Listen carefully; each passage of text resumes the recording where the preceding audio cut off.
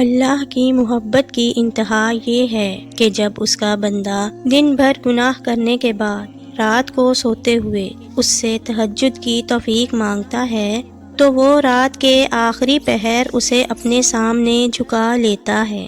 اس کا مطلب جانتے ہو؟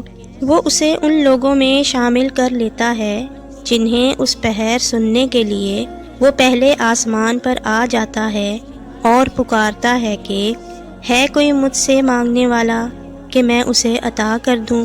کبھی غور کرو کہ اللہ خود تمہیں سننے کے لیے پہلے آسمان پر آ رہا ہے۔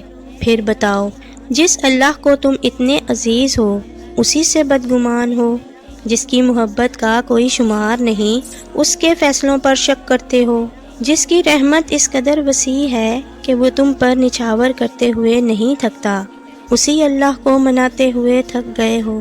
جب وہ خود کہتا ہے کہ مجھ سے مانگو میں دوں گا، تو پھر بھی قبولیت کا شک لیے بیٹھے ہو۔ وہ تمہارے لیے خود تشریف لا رہا ہے، پھر اس تک پہنچنے سے کترا رہے ہو۔ وہ تمہیں سننے کے لیے منتظر ہے اور تم اسے انتظار کروائے جا رہے ہو۔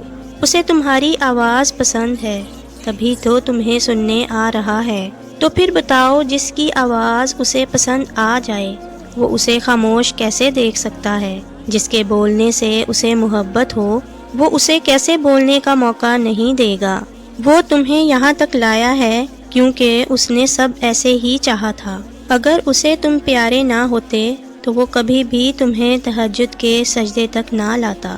وہ تمہارے دل میں کبھی اس پہر اللہ کو منانے کا خیال آنے ہی نہیں دیتا۔ اگر وہ نہ چاہتا تو تمہاری مجال ہی نہیں کہ تم چاہ سکتے۔ اگر وہ دعاؤں کی توفیق نہ دیتا تو تمہاری طاقت ہی نہیں تھی کہ لفظ ادا کرتے۔ اگر وہ تم سے محبت نہ کرتا تو تمہیں خود کو پکارنے کا حق بھی نہیں دیتا۔ لیکن وہ الودود ہے، بڑا محبت کرنے والا، المجید ہے، بڑا قبول کرنے والا۔